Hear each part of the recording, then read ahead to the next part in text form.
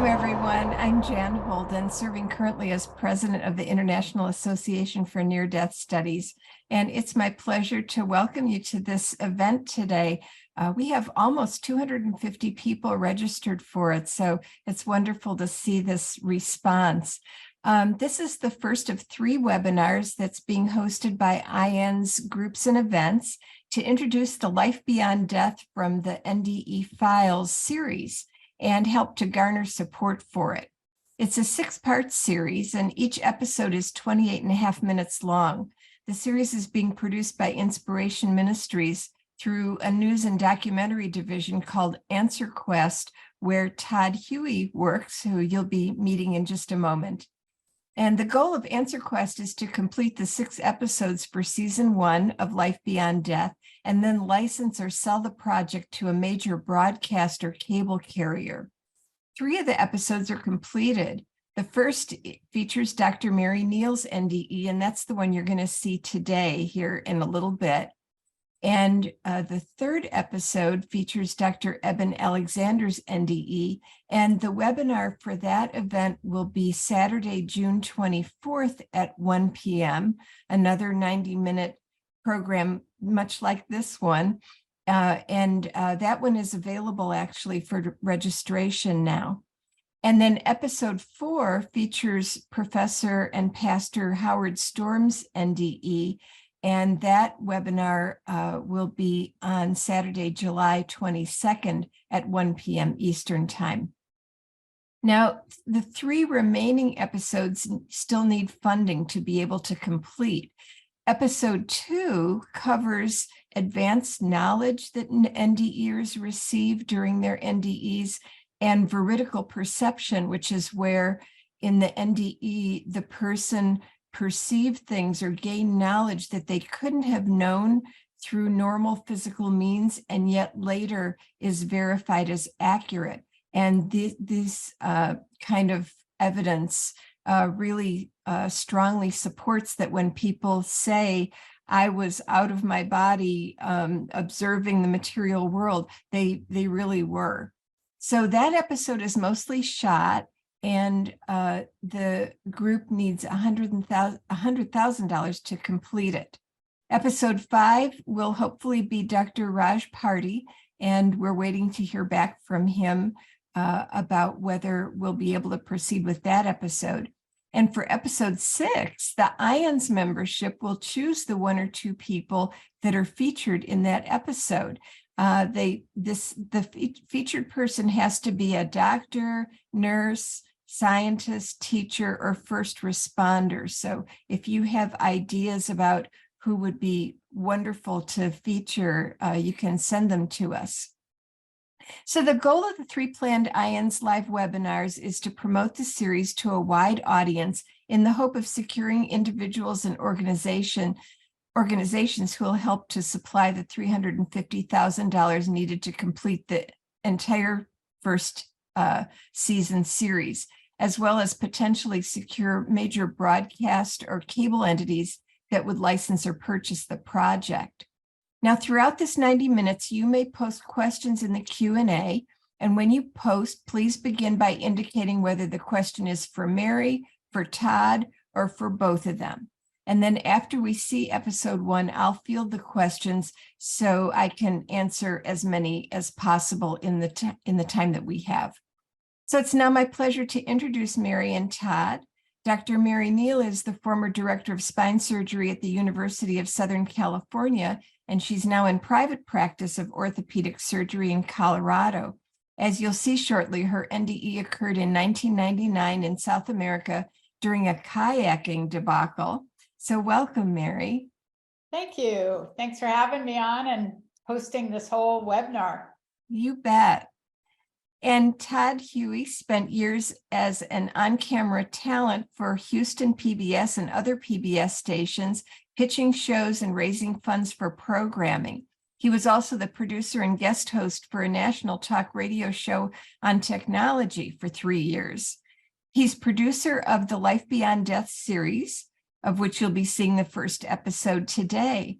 So welcome, Todd, and maybe you could actually begin by telling the audience how and why this project came about and the concept, the inspiration for using animations for the NDEs. Thanks, Jan. Hi, everybody. Hi, Mary. This project really started, I'm like you. I've always been fascinated about near-death experiences. You know, I have a military history background and love reconnaissance because recon brings you knowledge back so you know what to do with the information. And I look at Mary and I look at Howard and I look at Eben as like reconnaissance people who've gone in front of us, who've seen stuff and bring it back. And they're trying to tell us something and we're either listening or we're not. And I also tried to get myself out of the way because each one of us brings to the page our own ideas of what we think is right. But when you're trying to tell a story like this, the goal is to get out of the way and let the person tell the story. And so I applied, it's called Wagnerian history. I tried to apply that so that the emotion, the drama of each NDE would come forward from the individual, not to edit them, not to shorten them in any way, shape, or form, but let them get the message across. And the reason why I wanted to do animation is I've done so many reenactments in my career that if I did another one, I was just going to bang my head against a wall. And plus every single one, and Mary will say this too, it's like you cannot describe in words in this world what it's like on the other side. Okay, so what do we do with that? So why don't we get a combat artist, a courtroom artist, a police artist, someone like that who can draw. They listen to the story, they read the transcript of what they said, they read the other materials surrounding it, and then they come up within their mind the visual imagery that they want. Then the hard part was finding the right artist for the right person. We were blessed by having Sarah Mills. She does gaming for major gaming companies for box games. She loves doing that, but I love her chalk style.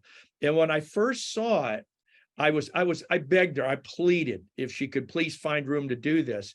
And she did, I thought she did a marvelous job with Mary's it's a feminine quality, it's a pastel quality, it's romantic in a way because the waters are so beautiful down in the Fui and down in that part, and I wanted to put that across. And it was difficult because my editor, Arturo Meza, without him, none of this would have been done. We had to learn how to animate. We had to do the job of Disney with him and me. And that's why it takes so long, is because it's just two guys in an edit suite trying to do simplified animations, artist renditions. I'm writing the script, I'm narrating the script. We're getting other B-rolls and interviews and other experts to lock in like this so we have a solid story. And praise God, I think we did a good job on this one. Sounds wonderful. And maybe after we see the first episode, you can talk more about what will be needed to complete the remainder of the episodes in the first season. But meanwhile, maybe Mary, could you tell the audience a little bit about the experience of working with Todd in getting this episode produced? Oh my. Be nice, Mary. Todd is a force of nature. I am not the easiest person to pin down oftentimes, and Todd is like a dog with a bone. He has a vision and will not let it go. And I appreciate that because his vision is refreshing and really very inspirational. As he said, he did not come to this with an agenda. And I've done a number of shows and interviews and documentary type segments. And the producers always seem to have an agenda, which isn't always in line with what I or Howard or Eben or any of the other people have.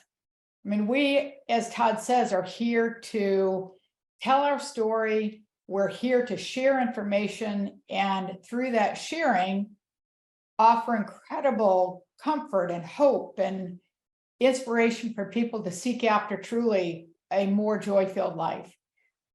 But that message doesn't always get across But Todd really didn't have an agenda other than trying to communicate something that is really unable to be communicated with our language currently. And I think he did a fantastic job.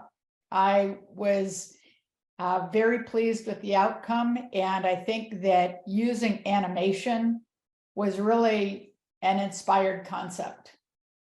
Yeah, I agree. Well, maybe with that, Todd, did you want to say anything else before we actually play the episode? Yeah, just a small correction, folks. On June 24th is actually Howard Storm. And then on July 22nd is Eben. And the reason why we had to do 1, 4, 3 is because that's the order we finished them in. And we didn't know if we were going to get 3, which is Eben's story, finished in time. But Arturo and I basically put our hammocks up and we just work away, eat the elephant one bite at a time, and to try and get it done. And that's all I wanted to say, except that also, if we had done reenactments with this, our budget would have been tripled to do it right. Otherwise, you'd see crazy people standing around in robes with little tiny wings on. That's an angel. It's like, it would be so cheesy. I would never be able to show my face again. So the artist rendition was maybe inspired, but also was like, I am not going to do another cheesy rendition again. We had to do one on the riverside that Mary talks about, and we had to do that. And I was pretty happy the way that came out, considering we were under real restrictions in the state of North Carolina on where we were shooting and all those things. But I think we got it done pretty well. So without further ado, I'm ready to roll it when people are ready to see it. Great. Since the dawn of humanity, over 108 billion people have lived on the Earth. Of that number, more than 100 billion have already died. The simple truth is this: everyone dies, and so will you. So what happens after you die? Is there an afterlife or a continuing consciousness? In a world full of conflicting opinions about this issue, whose opinion should you trust? Survey professionals say the top 5 most trusted professions are doctors, nurses, scientists, teachers, and first responders. Join us as we examine how these trusted individuals dealt with the single most traumatic event that changed their lives forever: their own deaths. This is their story of life beyond death from the NDE Files.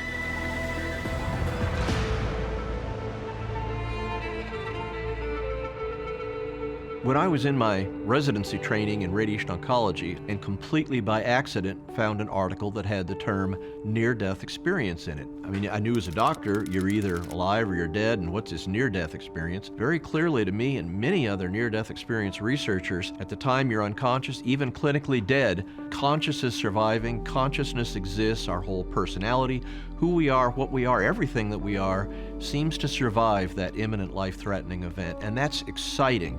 Physicians who have near-death experiences, and practically to a person, these people will say that before their own near-death experience, they didn't believe that these experiences were real.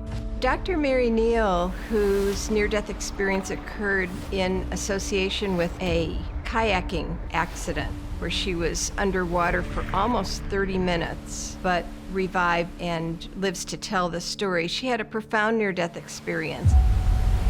After I went over the drop, the front end of my boat became pinned or stuck, and the boat and I were then completely submerged under 8 to 10 feet of water.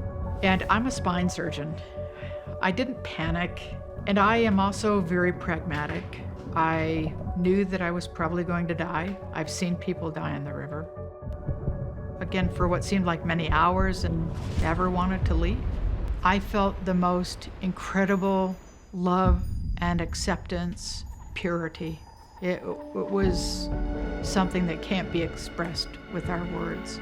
And then at a certain point, I was told that it wasn't my time, that I had more work to do on Earth, and that I had to go back to my body.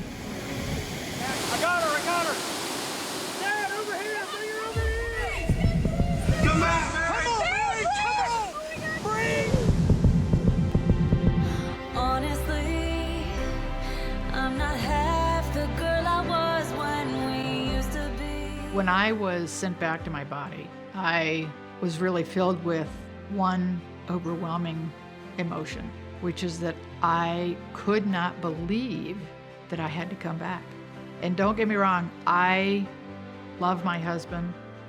I loved my children more than I could ever imagine loving something on earth. I have a great life. I had no issues. I had every reason in the world to come back and choose to come back. But despite that, I, like most people who have had near-death experience, had no desire to return.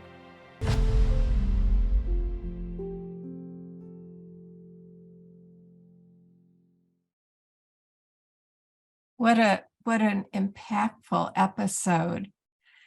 I guess, Mary, watching that again, anything that comes to you that you want to share? Wow.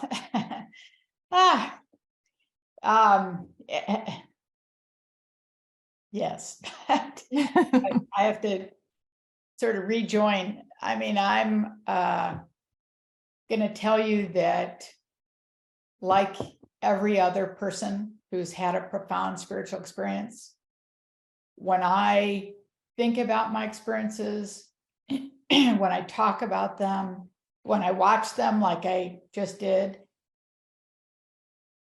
for me and for us, it's a re-experience in the present tense. This is not a past memory. So watching this is, it's more profound visually for me than when I talk about it, but it's real time. So it's a little overwhelming.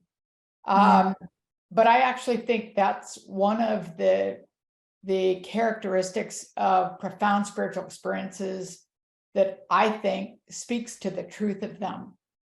Because unlike a memory where, sure, I mean, the day I got married, the day my son was killed, things like that, they're big memories.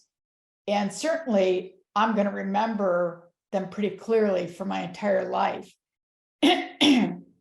But as I recount the day of my marriage or those sorts of things, the little details will change ever so slightly because it's a memory and I'm drawing it out of my memory bank. But with profound spiritual experiences, and when I talk about that, I'm talking about not only near-death experiences, but deathbed visitations, angelic visitations. There are a number of profound spiritual experiences that are different, qualitatively different. And I think when God is present and it is a true spiritual experience, it's not a memory because time doesn't exist. Dimension doesn't exist. And so everything occurs in the present tense. I mean, I speak all the time about joy being found in the moment, because truly the moment is all of eternity. Everything is present tense. And so when I talk about my near-death experience and when other people talk about their profound spiritual experiences, we describe them in the same way. We use the same verbs and the same adjectives, and that doesn't change. The description of things that I use today is the same as it was 10 years ago, because the emotional content doesn't change and the present tense nature of it doesn't change. So, I mean, it's always a deeply profound experience for me, but I think Todd did a great job. Todd, and obviously there are other people involved, but well, Mary, thank you very much. By the way, guys, the ambulance driver is our editor, Arturo Meza. He's brilliant. And it takes an emotional Irishman and a passionate Venezuelan to take the cerebral side of a doctor like Dr. Mary Neal and put the emotion into it that we felt we were feeling by her interview, by her writings, by the things she's done on YouTube, because I know she's trying to keep a composure, but I know that an experience of this magnitude has to sear itself into your consciousness, and to be able to, I cry every time I see it. Yeah. Guilty. Not because I did it, but because I actually feel what she's feeling. Mhm. We all have loved ones on the other side. Get it? Yeah. Todd, Have you a need to tough stop. time I'm gonna talking. start crying. I can't cry right now. I know you're doing it to me again. But no, we all have loved ones on the other side. And when you see this story of Mary, it gives me such hope that we are not separated, that it is just an auf Wiedersehen until we see each other again, until we're with each other again. And that it happened to Mary before she had lost anyone significant. For most of us out there at a certain point in your life, there's more people on the other side than there are here. And so you're drawn towards that. I don't fear death now after finishing these 3 episodes, and I'm looking forward to some more because of that. And Mary says in another episode, she even said it here about not being afraid of living. Don't be afraid of living, because so many of us are holding on to that life so tight. We got to hold on so tight. You're never going to be able to hold on to it. So live and let it go, and spend it as best as you can, and let God take care of the rest. That's me preaching. Well, certainly an episode like that inspires, the urge to preach. And I absolutely teared up as well several times during, and part of it had to do with the production. Like when you showed the clinic and just played that little clip of someone singing, I've been I'm waiting for you. Yeah. It's like, oh my gosh, that was so, it just really, really touched me. That's my Venezuelan editor, because he came from a communist country and he values freedom, and he is so in tune with God and the Holy Spirit. And he finds these little tidbits and he puts them in there. Like she says, I'm running underwater is the other song. It's like, where did you find that? He says, it was in our library. Why was it in that music library? I've never heard it before. I think God put it there 30 years ago so it could be in this show, because there's no other explanation for it. I've been waiting for you. It's like God's waiting for Mary, and it's like flying on the airplane, 2 doctors taking rationality, throwing it to the wind, and running home because you're injured and you want to be home with mom. You want to be home with dad because you're injured, and you just got to get home, even though she's going to die. And that she lived again. I mean, it's really, she says, God says, I have to do this twice. I had to save her life twice. Yeah, amazing. You're a walking miracle, Mary. Just you and Bill, I love you both. I know you think I'm just a pest little dog with a bone, but I look forward to working with you on episode 2. That's going to be a hard one. Yeah, that'll be a challenging one. Yeah. So yeah, this is all great. Well, it's time for us to stop, unfortunately. I will say a lot of the remaining questions are actually comments and expressions of appreciation and how impactful the episode was for the viewers. So that's really very complimentary, and but most important, that truly impactful for people. So we are actually here today to try to garner support for Todd's undertaking. And as we mentioned before, if anyone is inclined to make a contribution to the remaining $350,000 needed to complete the first season, the 6 episodes, you can go to www.lifebeyonddeath, that's all run together, and make a donation there.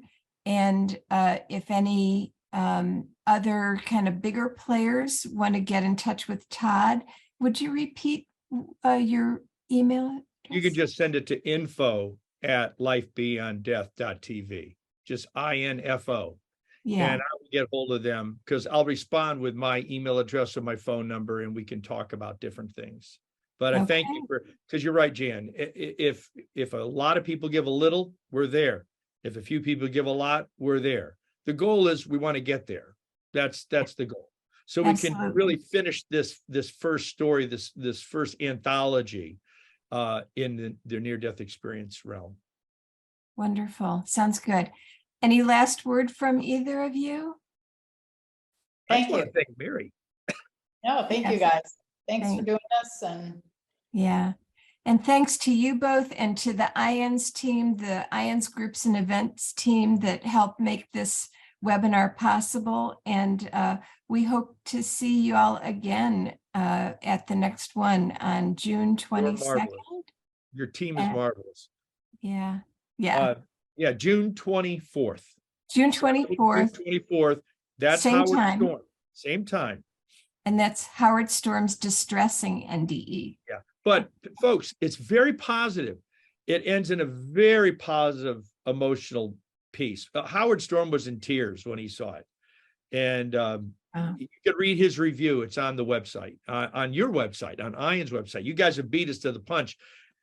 The promotional video for that episode will be out on Friday, the 19th of May. So it's done right now, but I need to have a team to put it on because we had a baby in that group. And so got to wait. Yep, absolutely. Okay. Thanks to you both. Thank you, Jan. thank you. Thank you all for listening. Thank you all. God bless you all. Right. Bye-bye. Bye now.